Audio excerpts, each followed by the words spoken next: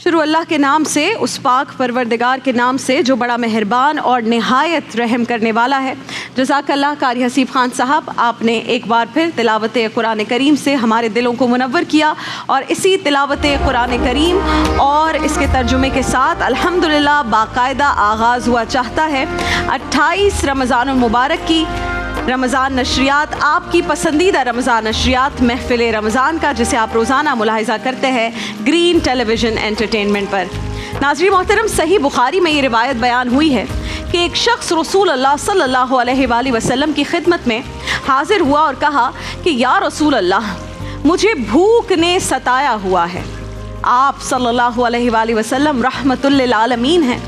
आपने फ़ौरन अपने घर में मालूम किया, वहाँ से कुछ भी ना मिला, तो आपने सहाबा कराम से फरमाया कि कोई है जो इस ज़रूरतमंद को एक रात के लिए अपना मेहमान बना ले। एक अंसारी सहाबी ने फ़ौरन अर्ज़ किया, या रसूल अल्लाह, मैं इसे अपना मेहमान बनाऊंगा। वो सहाबी उस शख्स को अपने घर ले गए और अपनी अहलिया से फरमाया कि ये रसूल अल्लाह सल्लल्लाहु अलैहि वसल्लम आकाए दो जहां के मेहमान हैं, उनकी मेहमान नवाजी में कोई कमी ना होने पाए।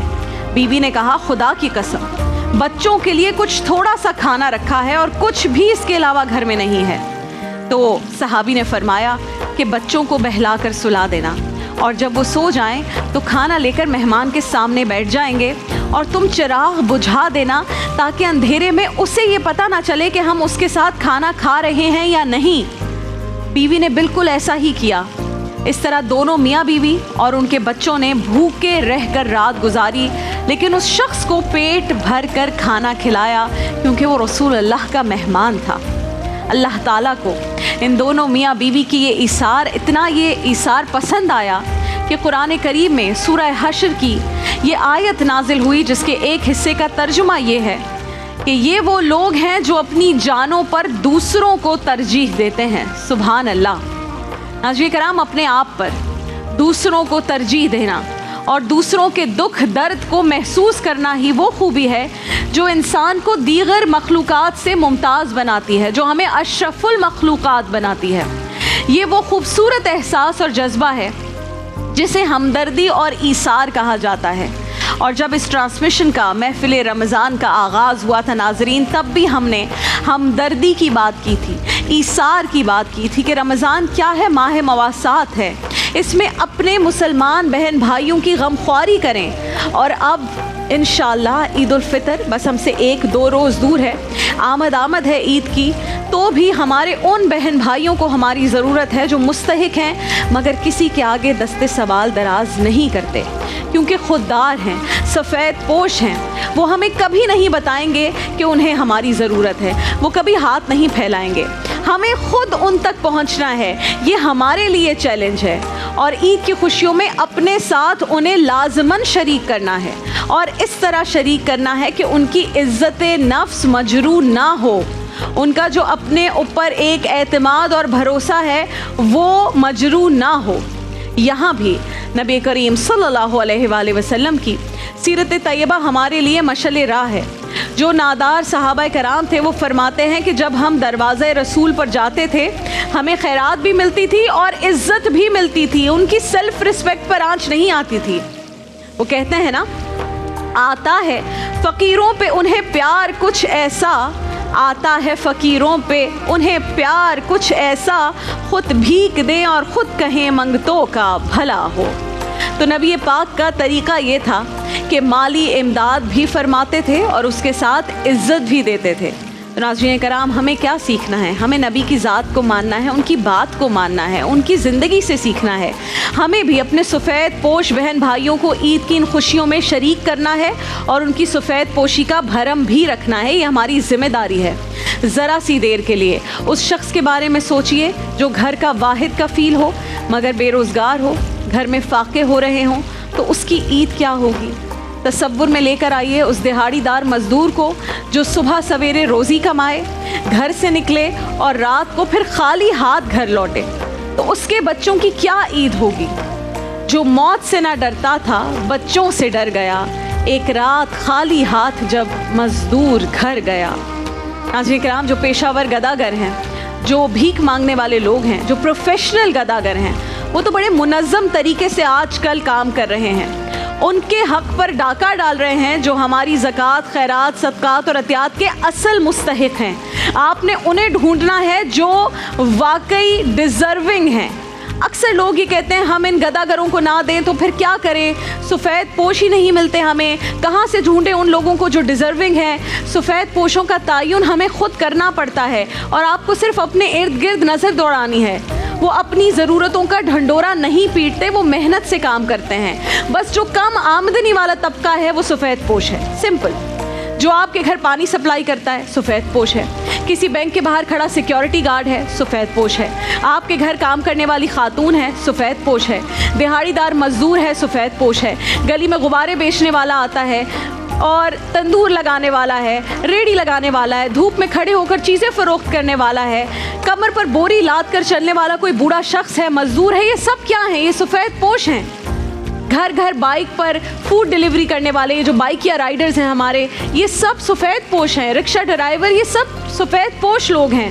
تو بس آپ نے یہ دماغ میں رکھنا ہے. تو جو محنت کر رہے ہیں مگر ان کی آمدنی آپ کو اندازہ ہے کہ کم ہے یا لگی بندی آمدنی ہے، اس لیے کوئی اضافی رقم وہ جمع نہیں کر پا رہے، کوئی سیونگ نہیں کر پا رہے جس سے عید پر اپنے اور اپنے بچوں کے لیے کچھ خاص لے سکیں، وہ کپڑے بنا سکیں جو بچوں کا خواب ہے جو وہ لینا چاہتے ہیں، یا کوئی اور اہتمام کر سکیں. آپ کے پڑوس میں، خاندان میں، دوست میں سب سے پہلے جو آپ کا حق بنتا ہے وہ خاندان والے ہیں، ان کا حق بنتا ہے. پھر آپ کے احباب کے حلقوں میں بھی ایسے کئی سفید پوش ہوں گے ناظرین کرام. ان کو تلاش کیجئے، پہچانیے اور ان کے ہاتھوں میں اور ان کے گھروں میں چپکے سے وہ لفافہ دے کر آئیے. نہ شو آف کرنا ہے، نہ جتانا ہے، نہ کوئی اور سوال کرنا ہے. اور اپنی عید کی خوشیوں کو آپ ڈبل کر لیجئے. یہ آپ کے اپنے لیے ہو رہا ہے کیونکہ خوشی ایک ایسی چیز ہے جو بانٹنے سے ہی بڑھتی ہے، یہ کبھی کم نہیں ہوتی ہے. اور اس پر ہمیشہ بہت اچھی بات دانش تیمور صاحب کرتے ہیں، وہ بھی موجود ہیں. السلام علیکم دانش. وعلیکم السلام. رابعہ کیسی ہیں آپ؟ اتنی اچھی باتیں کر رہی ہیں. الحمدللہ. السلام علیکم وسیم بھائی، کیسے ہیں آپ؟ 28 رمضان المبارک آلریڈی دانش. ہاں جی، ٹائم فلائز. آپ ابھی کہہ رہی تھی کہ سفید پوش لوگ جو ہیں وہ کہاں ملتے ہیں. سفید پوش لوگ جو ہیں وہ آپ کو ہر جگہ مل جائیں گے. صرف آنکھیں کھول کے دیکھیے، دل کی آنکھوں سے دیکھیے. اور ایک بات اور، اللہ تعالیٰ اتنے رحیم ہے، اتنے کریم ہے. جب بھی کسی کی مدد کرانی ہوتی ہے نا تو وہ جواز کوئی نہ کوئی بن جاتا ہے اور وہ بات آپ کے دل میں آ جاتی ہے کہ یار میرا دل کہہ رہا ہے کہ میں اس کی مدد کر دوں. بس جہاں دل یہ کہہ دینا کہ میں اس کی مدد کر جاؤں وہاں کر جایا کریں. اچھا، آس پاس آپ خود دیکھتے ہوں گے آج کل اتنی بے روزگاری ہے. بہت سارے لوگ ایسے ہیں جو چھوٹے چھوٹے کام کر کے تھوڑے تھوڑے پیسے کما رہے ہوتے ہیں، پر ڈے پر ہوتے ہیں. ایک دن ہی کماتے ہیں، ایک دن میں خرچ کر دیتے ہیں اور وہی اسی سے ان کو کھانا پینا اور ساری چیزیں ملتی ہیں. تو ان لوگوں کو ضرور ذہن میں رکھیے. جو لوگ بھی پر ڈے پر ہے نا، ان کی لائف جو ہوتی ہے مجھے لگتا ہے وہ زیادہ مشکل ہوتی ہے، کیونکہ اگر ایک دن میں کام نہیں ہوا تو ان کے لیے اس دن کا چولہا نہیں جلا، اس دن کا کھانا نہیں پکا. اس لیے جہاں آپ لوگ خود اپنے گھر والوں کے لیے عید منائیں، چیزیں خریدیں، اللہ تعالیٰ نے خوشی منانے کا پورا موقع دیا ہے، وہیں آس پاس کے سارے لوگوں پہ نظر رکھیے. میں یہ نہیں کہہ رہا کہ سب کچھ ہی بانٹ دیجئے، لیکن جس قدر کر سکتے ہیں پلیز وہ ضرور کیجئے. ہاتھ تنگ نہ کریں. ہاتھ آپ کا اگر تنگ نہیں ہوگا نا، یہ آپ یقین جانیے، میں نے کبھی کسی سخی شخص کو غریب نہیں دیکھا، نہ کامیاب نہیں دیکھا. کامیاب ہوتے ہیں ایسے لوگ. اس لیے جتنا ہو سکے آپ بانٹا کریں. اور لوگ سوچتے ہیں نا کہ کتنی رقم، اگر لیٹ سے آپ کے دل میں ہے کہ یار میں 5000 ایزیلی نکال سکتا ہوں، ایک ایگزامپل ہے، تو آپ 8000 نکالیں. وہ سب سے بہتر زکوٰۃ اور خیرات کی رقم ہے جس سے آپ کو تھوڑی سی پریشانی اور تکلیف ہو رہی ہو. تو جتنا آپ آسانی سے دیکھ سکتے ہیں اس سے تھوڑا سا اوپر چلے جائیں تو وہ سب سے بہتر ہے. میں نے کہیں سنی تھی بات کہ زکوٰۃ تو ہم پر فرض ہے، وہ آپ کو ہر سال دینی ہے اپنے مال میں سے. لیکن جو شخص، جو مسلمان زکوٰۃ کے علاوہ بھی پیسے بانٹتا ہے نا، میں نے سنا اللہ تعالیٰ اس کو اپنا دوست رکھے. کیونکہ ہم دانش اس دن یہی بات کر رہے تھے نا کہ ہم اس میں کتنا حساب کتاب کرتے ہیں، اور خدا نہ خواستہ اللہ نے حساب کتاب سے دینا شروع کر دیا تو پھر ہم تو گڑ گڑائیں گے، روئیں گے کہ اللہ اور چاہیے، اس سے بھی زیادہ اور چاہیے. تو آپ نے حساب کتاب نہیں کرنا. وہ جو 2.5% والا معاملہ ہے وہ تو ہے، that is the bare minimum. اس سے تو کم پھر گنجائش ہی نہیں ہے. وہ تو فرض ہے، وہ تو آپ نے کرنا ہی کرنا. جتنا زیادہ بڑھ کر دے سکے، اور وہ رقم جس سے تھوڑی سی آپ کو تکلیف اور پریشانی ہو تو یقین جانیے کہ وہ کچھ لمحوں کی تکلیف اور پریشانی آپ کی ایک लॉन्ग टर्म में तकलीफ और परेशानियों को इंशाल्लाह ख़त्म कर देगी। अच्छा नहीं, वो परेशानी मुझे लगता है होती भी नहीं है। आप जब कर जाते हैं ना ये काम, तो एक तो सवाब इस लेवल का है कि जिसका कोई नेमुल बदल नहीं है। किसी की मदद करना, अल्लाह इंसान जो है वो अल्लाह के करीब होता है, इससे बड़ी और क्या चीज़ हो सकती है? आपको एक दिल की खुशी भी होती है। एक इंसान का, आपका इस वक्त जो लोग देख रहे हैं 2.5%, किसी का 100% होगा और किसी का 100% से ज़्यादा होगा। आपका 2.5% किसी की इस वक्त इस लम्हे में ज़िंदगी कंप्लीटली चेंज कर सकता है।